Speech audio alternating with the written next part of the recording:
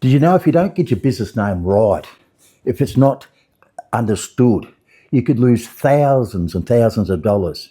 And it's probably one of the main reasons why a lot of businesses fail in the first couple of years because they haven't got their business name right. G'day viewers, Jeff McPhee's Gardening, Melbourne, Australia.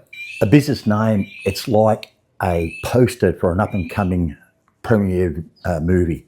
It's like a book cover to a nice book, or even a thumbnail to a YouTube video. It tells a story, a simple story. In the lawn and gardening industry, our business names needs to be clear, concise and well understood and easy to remember. Very, very important to have that business name clear and concise. That's the very first thing that we need to do with our business when we set up is our business name. We worry about all the other things that we have to do, but we can't move until we decide on what our name is going to be, because we need to print up a lot of, flyers and invoicing, put our logos, etc. And we'll talk about branding later on in the video. But I can't emphasise so much how important it is to have that proper name. People need to understand. There's some quirky ones. I've been doing this for 4 decades. The number of names I've heard over the years, the Whispering Lawn Man and all the variety of different names. Very amusing, very quirky, very clever. But at the end of the day, when the customer rings up for their lawn to be mowed or their garden to be maintained, they don't care about quirkiness or happiness, or they just want the job done. They want to look you up and see that it's clear and it's easy to remember. And look, I understand that when we're starting out, we want to distance ourselves from our competitors. We want to be different. And this is why people get sucked into this quirkiness of something different. And look, don't get me wrong, there's been some great names that have been recommended and been put up, been designed. So, not every quirky name has been a failure. There's been a lot of successful ones too. But the thing is, if you don't have that lawn and gardening services or the gardening services, and why I'm emphasising services is that if you put lawn care, it limits you to lawn care. But if you put lawn care services, it can then envelope a lot of other activities around that, gardening and all those aspects. That's why I think services is important to try to fit that into your name if you can. The other thing, of course, is when people, like in our day, in the 80s, we called it McPhee's Gardening Services. And we were so successful at the start. It wasn't my doing. It was a potluck. There was a major company, transport company called McPhee's. And because they were nationally known and they were on the wireless and they were on the television and print media, people associated McPhee's, they knew the name. So when a customer rang McPhee's Gardening, wanted their lawns mowed or garden done, they felt that like they knew the name, and that really helped us greatly. Of course, we're not all going to be in that same position. I was very fortunate to have that. Now, and back then, of course, too, the advertising was all print media, so it was went to the top of the list. So early on went, AAA, premium lawn care services, etc. Nowadays, of course, people Google, people get on the internet and they want lawn mowing in my area. So if you haven't got those key words in your name, it's going to be hard for them to find. So if you've got some quirky name that's not really related clearly, well, they're going to be hard for the customer to find you.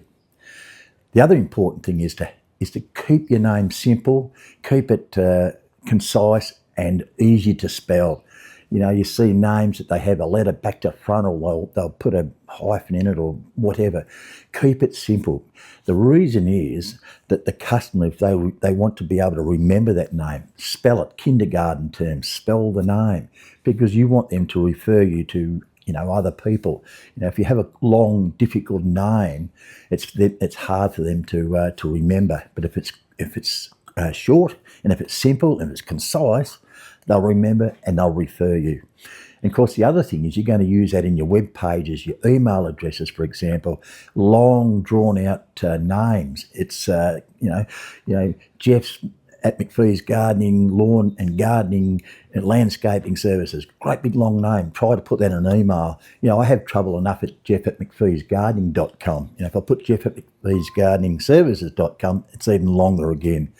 So the name that you come up with, think about your media presentation. That is your emails, for example, and your web page, at how you're going to present that. So once you've got your name, test the market, ask people what they think of it. Don't ask your relatives, because you know what grandma's like. Grandma's going to say, oh, of course it's a great name, when it's probably really bad. Ask people that you really don't know. Ask potential clients what they think about your name. Another way to go with your name is to use a suburb. So if you want to target a particular suburb, like the area that you live in, you might want to call it Dingley Village Mowing or Dingley Village Gardening Services, etc. So you lock yourself in. People like to look after the local people. They like to ring a local. So if you use a local name, or maybe you use a local region, maybe use a town, rather than just your own suburb perhaps. But there's a variety of ways to go about it. But be warned though, if you do use a particular town and you do want to target and find that it's not what you wanted it to be, you're going to have to need to change again.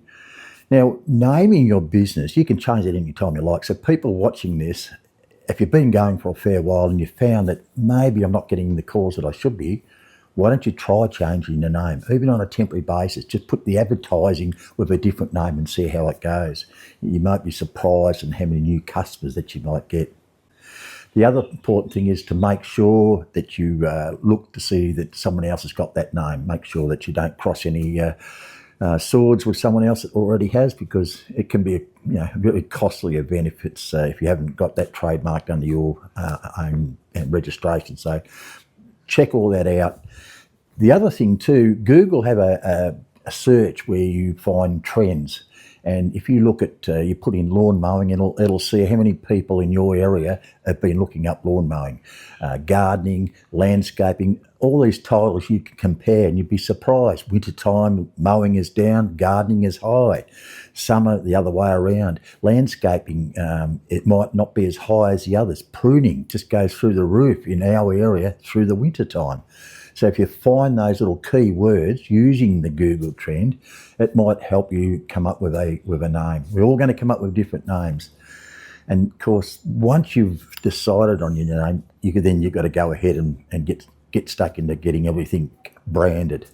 Now, with a business name, I do emphasise, I think if you can use a logo, I reckon that really goes a long way. A simple logo, nothing fancy, because you want to brand yourself, because then you want to put your logo and your name across all your social media. So when you put something up on the internet, you'll be branded and people will start getting used to your brand, your vehicle. I remember a guy a few years ago started out and everyone laughed at him. He had the trailer and he wrapped it. It was at the early stages when people used to wrap their vehicles and wrap their trailers. This was a few years ago. And he had this beautiful design on his trailer of grass, river and mowers, and it was really striking. And the number of calls that he got from that were fantastic. And then there was the other type of people that use the cheap type of advertising. In what I meant by that is cheap lawn mowing. Because this guy I knew, he got heaps of calls, but you know what happened though? He gets the cheap customers. But look, if he was happy with that, he was building up from that, that is great, you know.